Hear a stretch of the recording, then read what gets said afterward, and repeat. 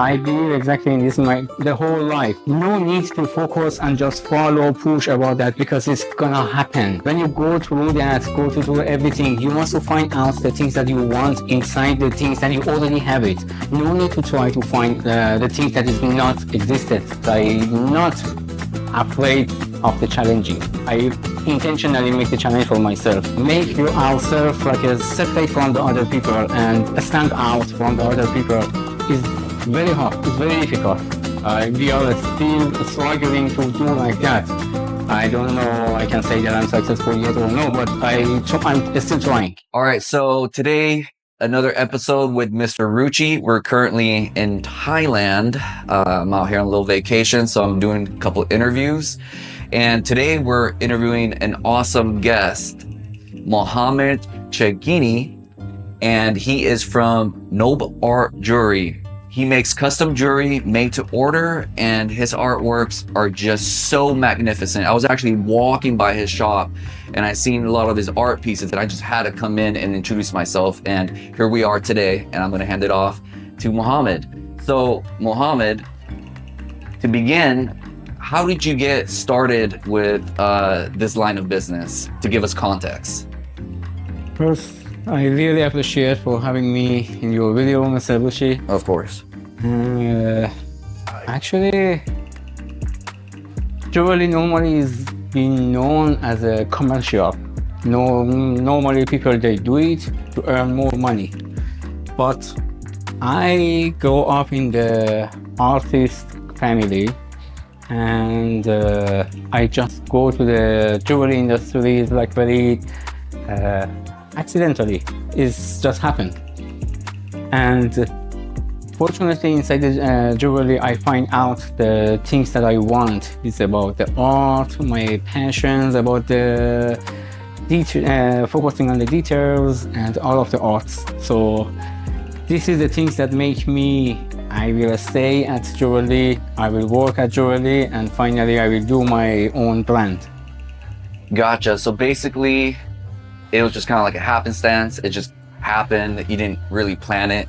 No. So what was that event, that circumstance that, what were you doing prior, and then what happened, and then obviously you're doing this now. So what was that transition? What did that transition look like? I just got the job opportunity in the jewelry company as a digital marketing, actually. Okay. And I started at the Shaheen Jewelry company as a digital marketing, and then over there, the owner of the Shaheen Jewelry was kind to me, and then he suggested me to be a production manager. And when I started to be a production manager and I see all of the details, art, and everything that is really awesome for me, is really catching my eyes, everything.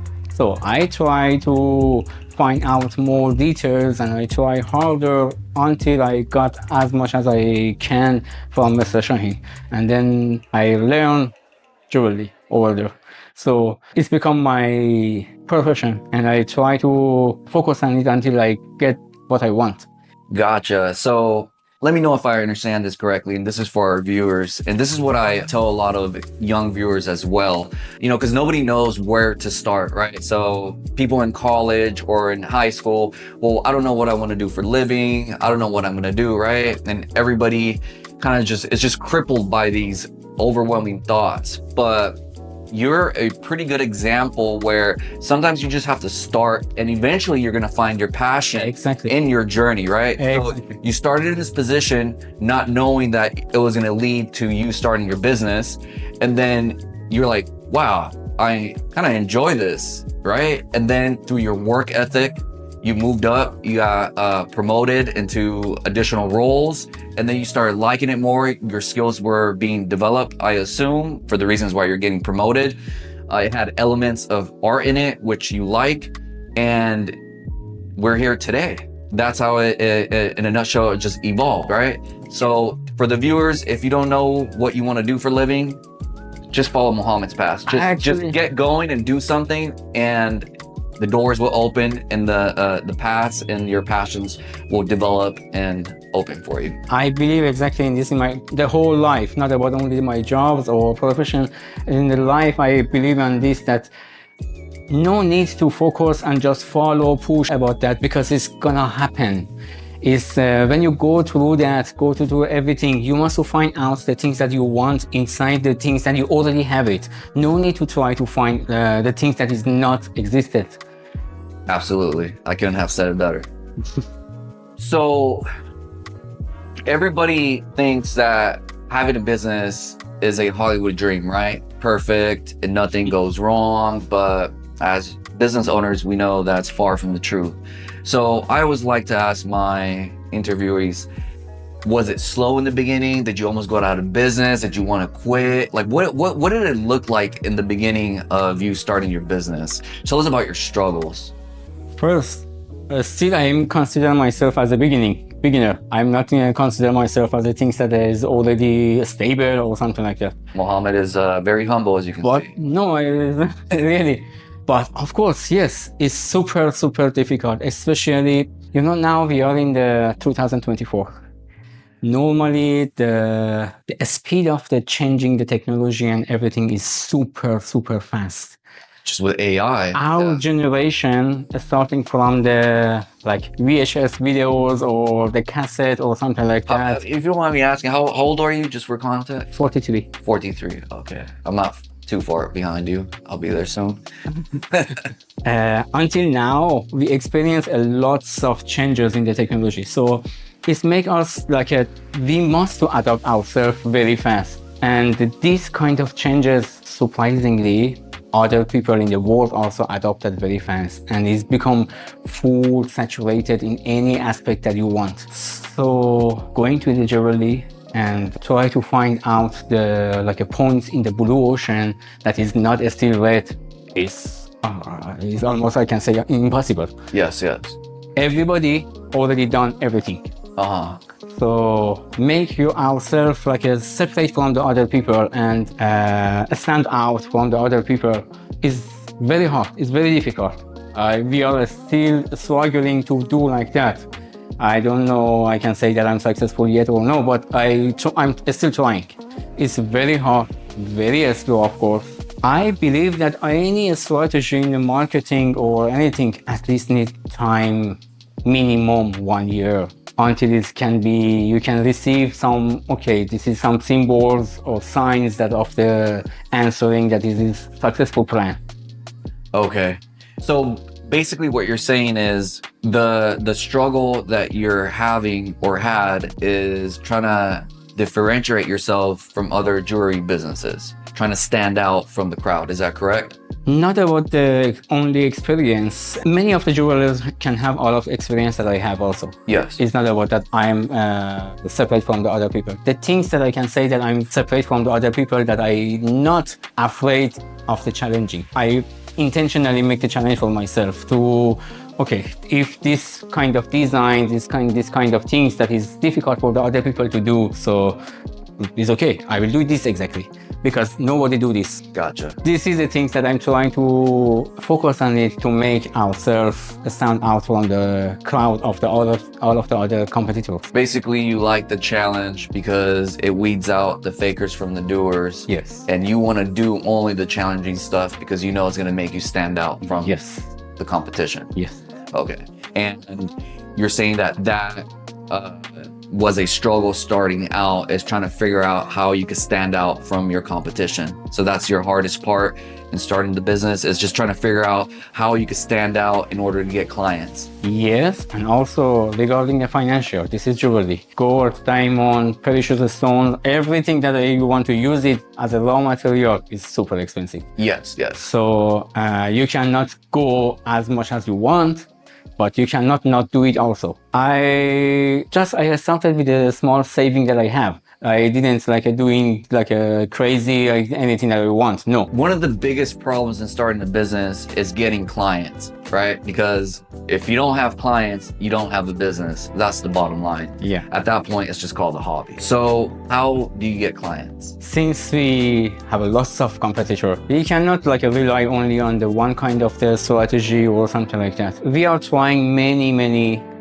ways to find out and reach the customers. through the social media, through the like Instagram, Facebook, other things, through the physical shop that we have, through the like friends and relationships that we have, like a word of mouth or something like this. So all of the ways I try to get some points so I can get it and then continue until I reach the customer. So you have It's not a word. social media, word of mouth, what else? Physical. Physical, people walking in. Yes. Okay. Is there something else, or If you are talking about regarding the like so marketing strategy, yes, I can, and also email marketing. Yeah, I'm trying to reach some customers from the email, and yeah, just this. Okay. And influencers.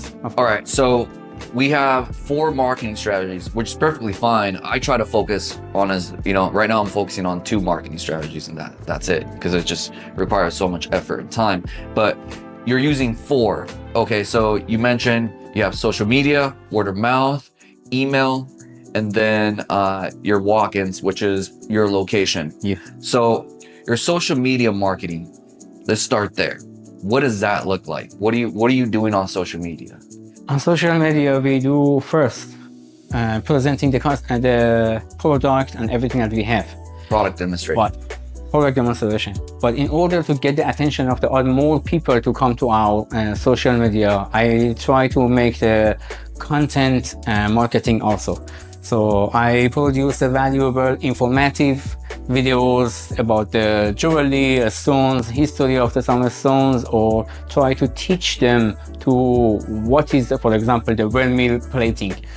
The things that is important in the jewelry that normally people, they don't familiar with that. I try to teach them also. With this, like in the Instagram reels, it will be goes crazy and it's become like everywhere, and everybody look at it and share with the other people. It make us more popular. Yeah, that's awesome. This is the content marketing. And also, I try to reach out some other, still not that much successful, but influencers. When I see that, okay, I see some guys, girls that they have a lots of followers and they are popular. So I will try to reach them, to contact them, make some jewelry for them, and then start to wear it. Yes. Product placement. Yes. Yes. That is great. So what I heard is you're leveraging influencers with product placement. You're giving them your product so they can wear and give you a shout out, which in turn creates awareness, brand awareness, and traffic back to your site, right? You also create social media content yourself. The social media content is educational, because there's different types of social media content. You know, there's entertainment, humor, emotional, but you're only using educational content, right? So you educate your clients on your pieces, probably where it came from, how it's made, so forth, correct? Yes. Now, who does the creation of the content? Do you do it yourself? You create the content yourself, or do you outsource that somebody else does it for you? We don't have the outsource. I have a designer, and also I have a partner in our company that is my wife and her sister. So these 3 plus me, we work together with the ideas or anything. So, and then we produce the content and we post it. We don't have any outsource for that. That's good. You have strong family support then. Everybody's on the team, Sure. right? Everybody's on the Mohammad team. Yes. That's good. Yes. Yeah. You know, I love that about different cultures. You don't really see that in America where I'm from. You can see it in Hispanic culture some, but in other cultures, I've noticed that families stick together and they work together. And that's why they're successful. Yeah. Because I is not stronger than all, you know, when you come down to it. So your social media content creation, either your wife or your who else was designer? Yes, and this is okay. So you have a designer. yes. Okay, perfect. All right. So we covered social media marketing. Now let's hear about your email marketing. What are you doing with email marketing? I use email marketing myself, not for the initial contact, but I use email marketing when somebody enters our funnel through other sources, whether it's social media, word of mouth, or whatever. Then I have You have a lead to an follow. email marketing plan, right? If they don't want to buy, we got a discount. We haven't heard from them in a while, kind of like for more reoccurring purposes. But I want to hear about yours. What do you do with email marketing?